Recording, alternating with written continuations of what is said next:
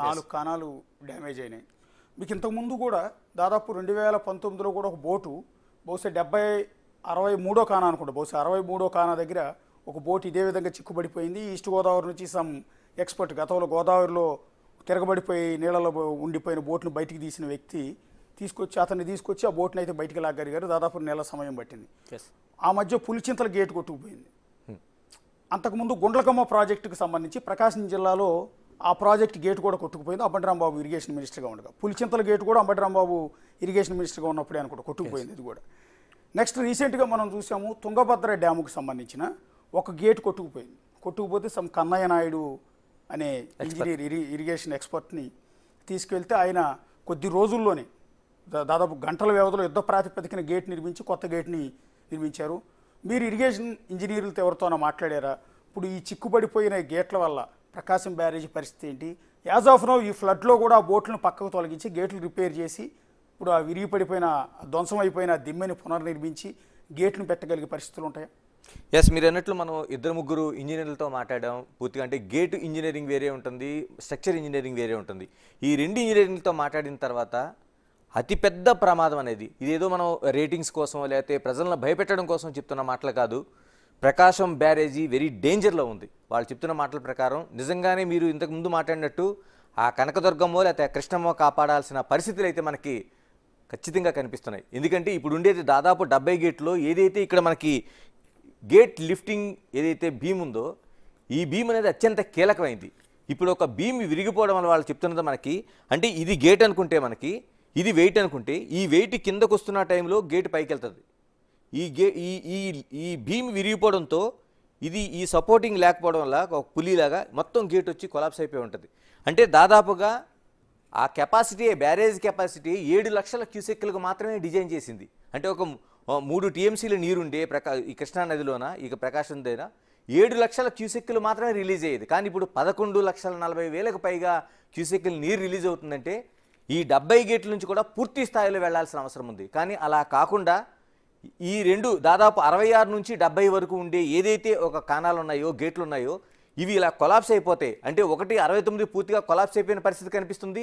ఈ బీమ్ కానీ ఇంకా కుంగిపోయి కిందకి గేటు పూర్తిగా వెళ్ళిపోతే అందులోంచి వాటర్ ఎట్టి పరిస్థితుల్లో వెళ్ళలేని పరిస్థితి వస్తుంది. అంటే వీళ్ళు ఇంకా ఇప్పటికే డేంజర్ పరిస్థితిలోన 11,40,000 క్యూసెక్లు రిలీజ్ చేస్తుంటేనే ఈ విధంగా ఉందంటే అంటే ఎగువ ప్రాంతాల్లో ఇంకా 1,30,000 నుంచి 1,70,000 క్యూసెక్లు నీరు వస్తూనే ఉంది ప్రవాహం నుంచి.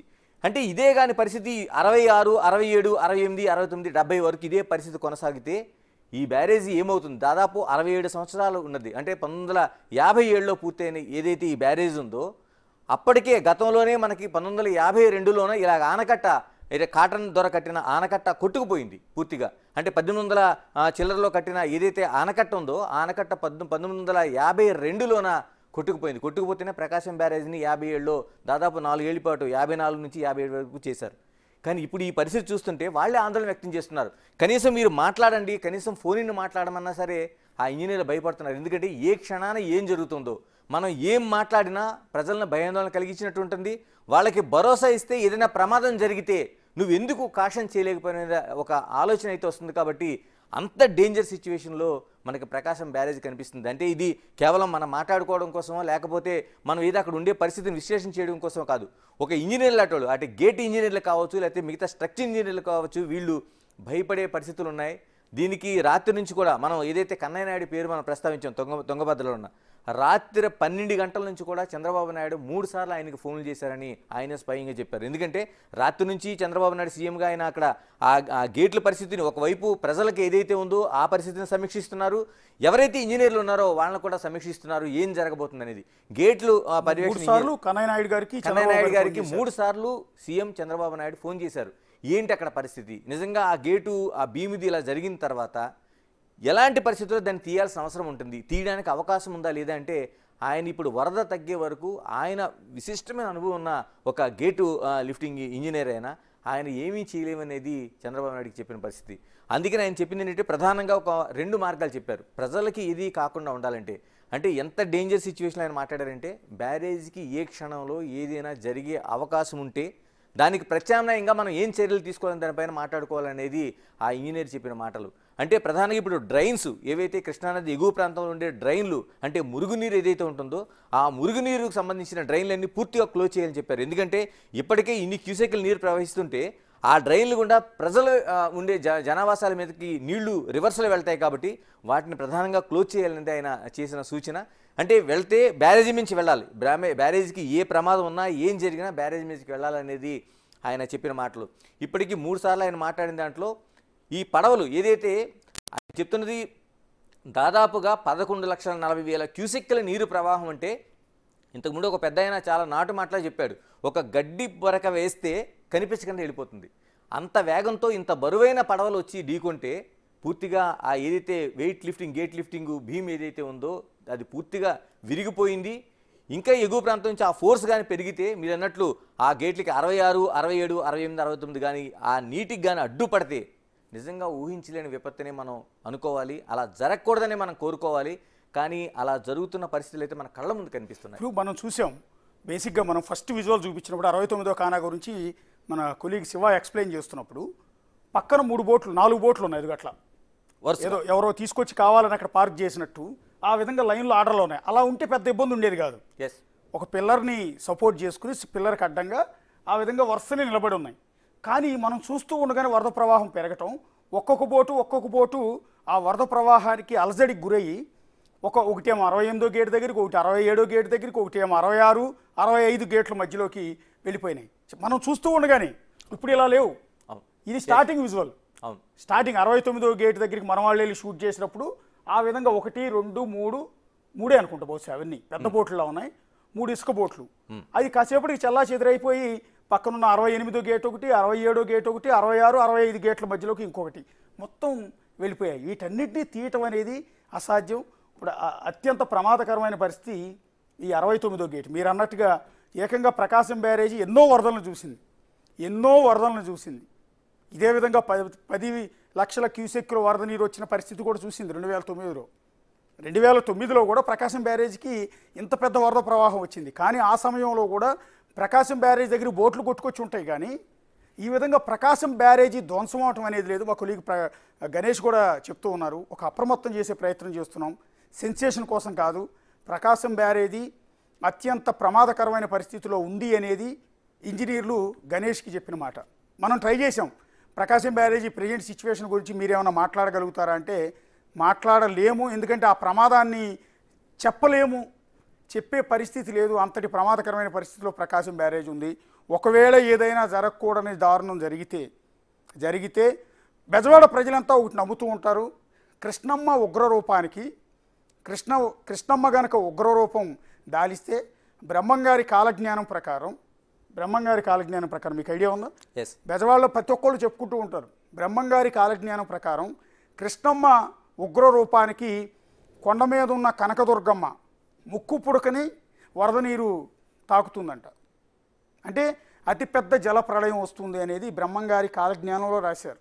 అందుకని బెజవాడలో ఉన్న ఆ జనరేషన్ వాళ్ళు, ఈ జనరేషన్ వాళ్ళు, అంతకుముందు జనరేషన్ వాళ్ళు దీన్ని పర్టికులర్గా చెప్పుకుంటూ ఉంటారు. ప్రకాశం బ్యారేజ్ దగ్గరికి వెళ్ళినప్పుడు దాన్ని గుర్తుకు తెచ్చుకుంటూ ఉంటారు.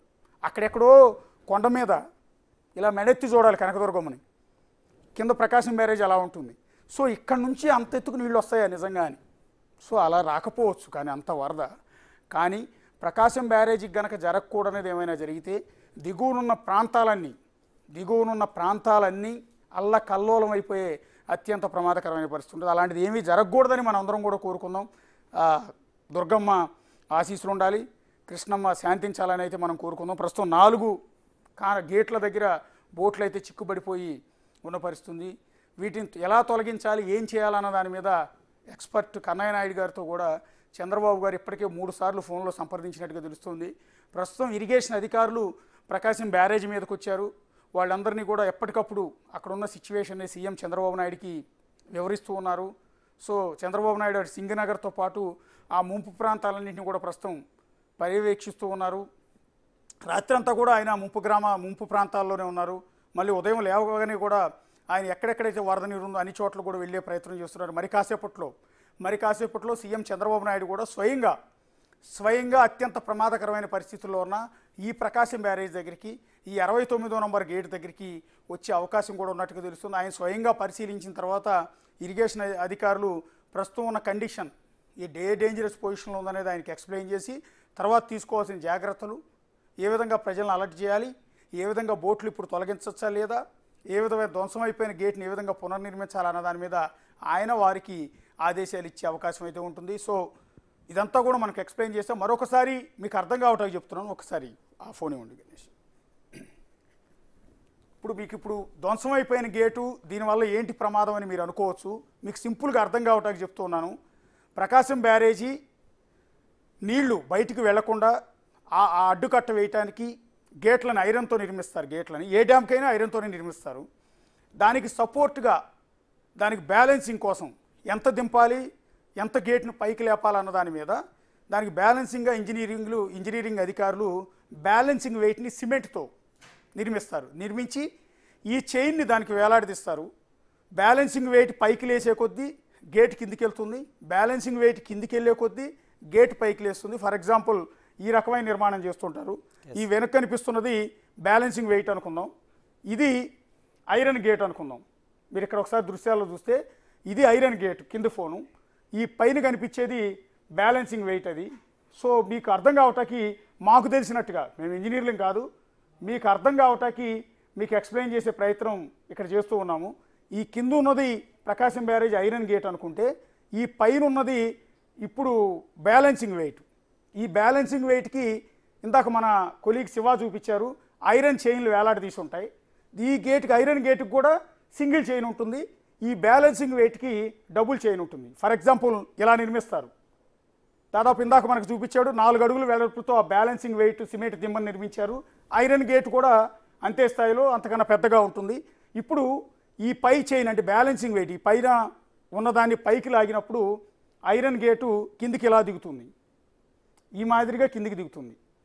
ఏది ఎప్పుడైతే ప్రకాశం బ్యారేజ్లో నీళ్ళని వెళ్ళిపోయాయి, ఇక నీళ్లు స్టోర్ చేయాలనుకున్నప్పుడు బ్యాలెన్సింగ్ వెయిట్ని చైన్ని పైకి ఇది ఇలా ఉన్నాయి అనుకుందాం, ఇలా ఉన్నదాన్ని బ్యాలెన్సింగ్ వెయిట్ని ఈ విధంగా చైన్ని పైకి లాగితే ఈ గేటు కిందికి వెళ్తుంది, కిందికి వెళ్ళి నీళ్ళని ఆపేస్తుంది. లేదు ప్రకాశం బ్యారేజ్కి వరద ఎక్కువగా ఉంది, గేట్లు మొత్తం పూర్తిగా ఎత్తేయాలనుకున్నప్పుడు ఈ విధంగా గేట్ను పైకి లాగుతారు. గేట్ను పైకి లేపితే బ్యాలెన్సింగ్ వెయిట్ కిందికి వెళ్తుంది. ఈ విధంగా బ్యాలెన్సింగ్ వెయిట్ కిందికి వెళ్తుంది, గేట్ పైకి వస్తుంది. గేట్ పైకి వచ్చిన సందర్భంలో గేట్ కింద నుంచి వరద నీరంతా వెళ్ళిపోతూ ఉంటుంది. ఇలా వెళ్ళిపోయిన సందర్భంలో ఈ బ్యాలెన్సింగ్ వెయిట్ ఏదైతే కిందికి దింపారో ఇది బ్యాలెన్సింగ్ వెయిట్ అనుకుందాం. దీన్ని ఇప్పుడు వచ్చిన బోట్ వచ్చి డైరెక్ట్గా దీన్ని ఢీకొనటం వల్ల ఈ బ్యాలెన్సింగ్ వెయిట్ అనేది ఇరిగిపోయి యథావిధిగా పైకి వచ్చేసింది. మీరు సరిగా గమనిస్తే అది బ్యాలెన్సింగ్ వెయిట్ సిమెంట్ దిమ్మ అనేది మధ్యలోకి విరిగిపోవటం వల్ల దాని ఐరన్ బయటకు వచ్చేసి దాని చైన్ కూడా తెగిపోలేదు, కానీ ప్రస్తుతానికి వేలాడుతుంది గాల్లో. వేలాడుతూ ఇలా పైకి వచ్చేసింది, దాని కంట్రోల్ తప్పిపోయింది. చైన్ నుంచి తప్పిపోవటం వల్ల మళ్ళీ ఐరన్ గేట్ కిందికి దిగిపోయింది. ఐరన్ గేట్ కిందికి దిగిపోయి దీనికి అడ్డంగా బోటు నిలబడిపోయింది. సో గేట్కి అటుపక్క ఇటుపక్క ఉన్న కొద్ది ఖాళీ స్థలంలోంచి వరద నీరు అయితే కిందికి వెళ్తోంది. ఇది ఆ చైన్ సిస్టమ్. ఇది ఈ మాదిరిగా బ్యాలెన్సింగ్ వెయిట్ పైకి వస్తే కిందికి వెళ్తే గేట్ పైకి వస్తుంది, ఒకవేళ గేట్ కిందికి వెళ్తే బ్యాలెన్సింగ్ వెయిట్ పైకి వస్తుంది. ఇప్పుడు ధ్వంసం అయిపోయిన ఐరన్ బయటకు వచ్చిన బ్యాలెన్సింగ్ వెయిట్ అంటే సిమెంట్ దిమ్మ ఇది. ఈ విధంగా అక్కడ ఫంక్షన్ అంతా ఉంటుంది. ఆ విధంగా ఇదిగో ఈ గేటు ఇప్పుడు నేను చూపించాను కదా, ఈ విధంగా డబుల్ చైన్తో ఉన్నది ఈ బ్యాలెన్సింగ్ వెయిట్ నేను చూపించాను కదా, సిమెంట్ దిమ్మ. ఈ డబుల్ చైన్తో దాన్ని వేలాడదీశారు. అత్యంత బరువు ఉంటుంది, గేట్ కంటే కూడా బరువు ఎక్కువ ఉంది కాబట్టి దాన్ని డబుల్ చైన్తో ఆ విధంగా వేలాడదీశారు. సో పక్కనున్న ఐరన్ గేట్ ఈ సింగిల్ చైన్తో ఉంది. ఈ ఐరన్ గేట్ను బ్యాలెన్స్ చేయడానికి ఈ సిమెంట్ దిమ్మెని అంటే బ్యాలెన్సింగ్ వెయిట్ని నిర్మించారు. ఇదిగో పక్క గేట్లో మీరు ఇక్కడ చూస్తే మీకు స్పష్టంగా అర్థమవుతుంది. ఇది బ్యాలెన్సింగ్ వెయిట్. మొత్తం గేట్కి ఈ పక్క నుంచి ఈ కానా మొత్తం ఈ చివరి వరకు కూడా దాని నిర్మాణం జరుగుతుంది. అంటే ఐరన్ గేట్ కింద మీకు ఐరన్ గేట్ కనపడుతుంది. మీరు ఒకసారి దృశ్యాల్లో చూసినా కూడా మీకు స్పష్టంగా అర్థమవుతుంది. కింద ఉన్నదంతా కూడా ఐరన్ గేట్. ఆ ఐరన్ గేట్ పైకి లేచినప్పుడు ఈ బ్యాలెన్సింగ్ వెయిట్ కిందికి దిగుతుంది. అంటే రెండూ కూడా హైడ్రాలిక్ టైపులో కిందికి పైకి ఈ విధంగా బ్యాలెన్స్ చేసుకుంటూ ఉంటాయి. గేట్ కిందికి దిగాలి అంటే ఈ బీమ్ను పైకి లేపుతారు, లేదు గేటు పైకి లేవాలి అంటే దీన్ని కిందికి దింపుతారు. ఇలా కిందికి దింపిన క్రమంలోనే ఆ సిమెంట్ దిమ్మని, ఆ బ్యాలెన్సింగ్ వెయిట్ని బోట్ వచ్చి ధ్వంసం చేసింది. అందువల్ల ప్రకాశం బ్యారేజ్కి ప్రస్తుతం ఒక థ్రెట్ ఉంది, ఒక ప్రమాదం ఉంది. ఇందాక మేము ఎప్పుడో బ్రిటిష్ కాలంలో కట్టిన బ్యారేజ్ అని కొంత పొరపాటుని చెప్పినట్టున్నాం. 100 ఏళ్ళు పూర్తయిందని కూడా చెప్పినట్టున్నాం. బహుశా గణేష్ చెప్పిన దాని ప్రకారం 100 ఏళ్ళు పూర్తి కాలేదు. కానీ 100 ఏళ్లకు పూర్వం అక్కడ ఒక ఆనకట్ట ఉండేది, ఆనకట్టం లాంటిది ఉండేది. అది కొట్టుకుపోవటం జరిగింది. ఆ కొట్టుకుపోవటం వల్ల కొట్టుకుపోయిన తర్వాత ప్రకాశం బ్యారేజ్ నిర్మాణం జరిపారు. మేము పొరపాటున 100 ఏళ్ళు పూర్తయింది, బ్రిటిష్ కాలంలో నిర్మించిందని కొంత స్టడీ చేయకుండా చెప్పాము. దాన్ని యాక్సెప్ట్ చేస్తూ ఉన్నాము. నెక్స్ట్ మీకు ఇక్కడ ఇప్పుడు ప్రకాశం బ్యారేజ్ అయితే ప్రమాదకరమైన పరిస్థితి ఉందని చెప్పాము. సో అక్కడ మా కొలీగ్ శివ కూడా దాదాపు నాన్ స్టాప్గా అన్ని కానాల దగ్గర సిచ్యువేషన్ ఏంటి, 69వ కానా, 68వ కానా, 67వ కానా, 66వ కానా, 65వ కానా, అంటే గేట్ అన్న కానా అన్న బెజవాళ్ళ కానాలు అంటూ ఉంటారు. సో అందుకని కానా అనేది చెప్తూ ఉన్నాం. సో 5 గేట్లకు అడ్డంగా ప్రస్తుతం బోట్లు నిలబడిపోయి ఉన్నాయి. ఆ బోట్లను ఎప్పుడు తొలగిస్తారు, ఎలా తొలగిస్తారు అన్నది చూడాల్సి ఉంటుంది. సో ఇది టోటల్గా ప్రకాశం బ్యారేజ్ దగ్గర సిచ్యువేషన్. సో మరి కాసేపట్లో సీఎం చంద్రబాబు నాయుడు ఇక్కడికి రాబోతూ ఉన్నారు. ఇక్కడికి వచ్చి ప్రకాశం బ్యారేజ్ దగ్గర పరిశీలించబోతున్నారు, అధికారులను అడిగి సమాచారం తెలుసుకోబోతున్నారు. సో జనం ఎవరు కూడా ప్రకాశం బ్యారేజ్ దగ్గర ధ్వంసం అయిపోయిన గేట్లను చూడటం కోసం పరుగులు తీసుకురావద్దు. ఇక్కడ ప్రకాశం బ్యారేజే ప్రమాదంలో ఉంది. దయచేసి చూడాలన్న ఉత్సాహంతో ప్రకాశం బ్యారేజ్ దగ్గరికి రావద్దని విజ్ఞప్తి చేస్తున్నా. అధికారులు కూడా కట్టడి చేస్తే బెటర్ చాలామంది జనానందరినీ కూడా. సో ఇక ప్రకాశం బ్యారేజ్ దగ్గర సిచ్యువేషన్ అది. ఎస్, ఇప్పుడే మనకి అందుతున్న ఒక సమాచారం ఒక ఇంజనీర్ నుంచి ముగ్గురు ఒక సీనియర్ ఇంజనీర్లతో సంబంధించిన ఒక కమిటీ లాంటిది వేశారు. చంద్రబాబు సీఎం వచ్చే ముందుగానే వాళ్ళు ఆ ముగ్గురు కూడా దీనిపైన పర్యవేక్షణ చేస్తారు. అంటే ఎంత ఫ్లో అవుతుంది, ఎంత అవుట్ఫ్లో అవుతుంది, ఎంత ఇన్ఫ్లో అవుతుంది అనే దానికోసం ఆ ముగ్గురు కూడా దాన్ని నిరంతరం పర్యవేక్షించేలాగా ఒక సీఎంకు ఒక రిపోర్ట్ ఇచ్చేలాగా వాళ్ళు ఆ పర్యవేక్షణ చేస్తున్నారన్నది మనకి ఒక ఇంజనీరింగ్ నిపుణుడు మనకి ఇప్పుడే ఒక సమాచారం అందించారు. ఎందుకంటే ఒక సీరియస్ సిచ్యువేషన్ ఉంది కాబట్టి దీన్ని ఎలా అధిగమించే ముందు అక్కడ ఉండే తాత్కాలిక పరిస్థితిని ఏ విధంగా చక్కదిద్దాల్సిన అవసరం ఉందనేది ఈ నిపుణులు ఇప్పుడు దీన్ని పర్యవేక్షించబోతారు.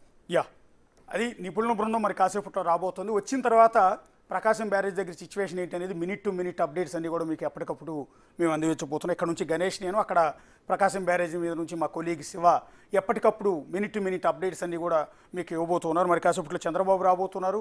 గణేష్ చెప్పినట్టుగా 3 ఇంజనీర్లతో కమిటీ వేసి దాని పరిశీలన కోసం అక్కడికి పంపబోతున్నారు. వాళ్ళందరూ పంపిన తర్వాత ఏం చేస్తారు ఏంటనేది చూడబోతున్నాం. ఇక ప్రకాశం బ్యారేజ్కి వచ్చిన ఈ వరద నీటి ప్రభావంతో ప్రకాశం బ్యారేజ్కి అటువైపు ఇటువైపు ఉన్న కట్టల మీద